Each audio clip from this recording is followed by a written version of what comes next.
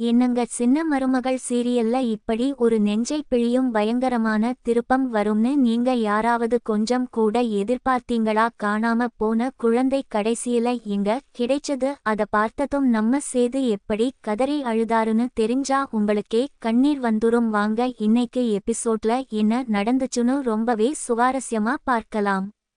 ஆரம்பத்திலேயே வீட்ல எல்லாரும் ரொம்பவே பதட்டமா உட்கார்ந்து இருக்காங்க. நம்ம ராஜங்கம் வழக்கம் போல ரொம்ப கம்பீரமா உட்கார்ந்து இருக்காரு. ஆனா அவர் முகத்துலயும் பெரிய கவலை இருக்கு. ஈஸ்வரி ஒரு பக்கம் அழுதுகிட்டே இருக்காங்க. அப்போ கரெக்டா நம்ம சேது ரொம்பவே சோகமா தலையை குனிஞ்சுகிட்டு வீட்டுக்குள்ள வராரு. அவரு பின்னாடியே போலீஸ் ஸ்டேஷன் போனவங்களும் வராங்க. சேதுவ தனியா பார்த்ததும் குடும்பத்துல இருக்க எல்லாரும் அதிர்ச்சி ஆகிடுறாங்க. குழந்தை இங்க சேதுன்னு எல்லாரும் பதறி போய் கேக்குறாங்க. போலீஸ் எவ்வளவோ தேடியும் குழந்தை கிடைக்கலங்குற உண்மையை சேது உடைஞ்சு போய் சொல்றாரு. இத கேட்டதும் குடும்பமே இடிஞ்சு போகுது. ஆனா நம்ம மோகனா சும்மா இருப்பாளா? அவங்க பங்குக்கு குடும்ப அரசியல ஆரம்பிக்கிறாங்க. ஒரு வருஷத்துல எத்தனையோ குழந்தைங்க காணாம போகுது. அதுல 1-2 தான் திரும்ப கிடைக்கும்னு போலீஸ்காரங்க சொன்னதா சொல்லி வீட்ல இருக்கவங்களை இன்னும் பயமுறுத்துறாங்க.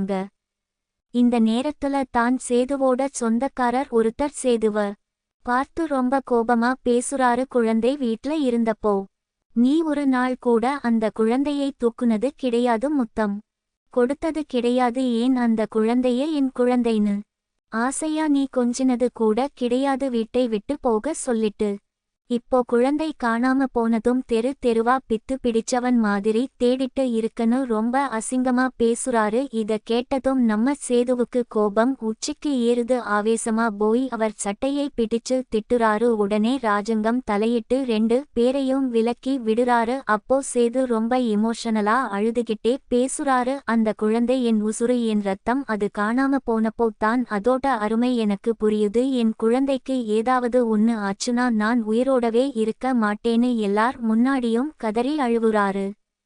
அப்போ தான் அவுட் ஹவுஸ்ல ஒரு குழந்தை அழுகுற சத்தம் கேட்குதுன்னு சொல்றாங்க. இத கேட்டதும் சேதுவுக்கு உயிர் வந்த மாதிரி ஆகுது. கொஞ்சம் கூட யோசிக்காம தலை தெறிக்க ஓடுறாரு. அவர் பின்னாடியே ராஜங்கம், மோகனா, ஈஸ்வரி, தமிழ்னு மொத்த குடும்பமும் ஓடுறாங்க. அங்க போய் கதவை தட்டுனதும் உள்ள இருந்து ஒருத்தவங்க கதவை திறக்குறாங்க. உள்ள போய் பார்த்தா ஒரு மரத்தொட்டில்ல குழந்தை படுத்துக்கிட்டு இருக்கு.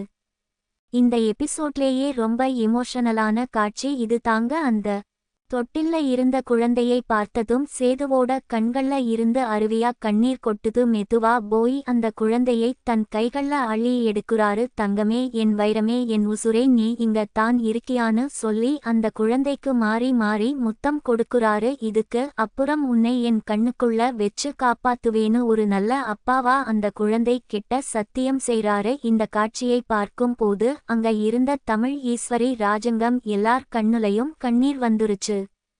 ஆனா இதுல என்ன ஒரு பெரிய ட்விஸ்ட்னா, ஊர் முழுக்க தேடின குழந்தை இவங்க வீட்டு அவுட் ஹவுஸ்லேயே எப்படி வந்துச்சு? யாரு அந்த குழந்தையை அங்க கொண்டு வந்து வெச்சாங்குறது தான் மிகப்பெரிய மர்மமா இருக்கு. அத்தனை பேரும் தேடியும் கிடைக்காத குழந்தை அவங்க கண் முன்னாடியே இருந்திருக்கு.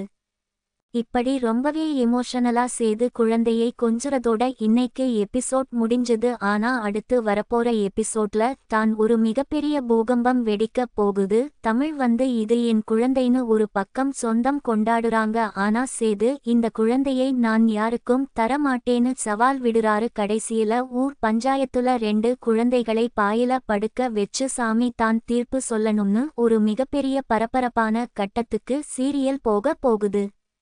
நாளைக்கு எபிசோட்ல உண்மையிலேயே இந்த குழந்தை யாருக்கு சொந்தம்னு பஞ்சாயத்துல என்ன தீர்ப்பு வரப்போகுது? தமிழோட பாசத்துக்கு வெற்றி கிடைக்குமா, இல்ல சேதுவோட பிடிவாதம் ஜெயிக்குமா? அவுட் ஹவுஸ்ல குழந்தையை மறைச்சு வெச்சது மோகனாவா, இல்ல வேற யாராவதாங்குறது எல்லாமே நாளைக்கு தெரிஞ்சிரும். பரபரப்பான அடுத்த எபிசோடுக்காக நாம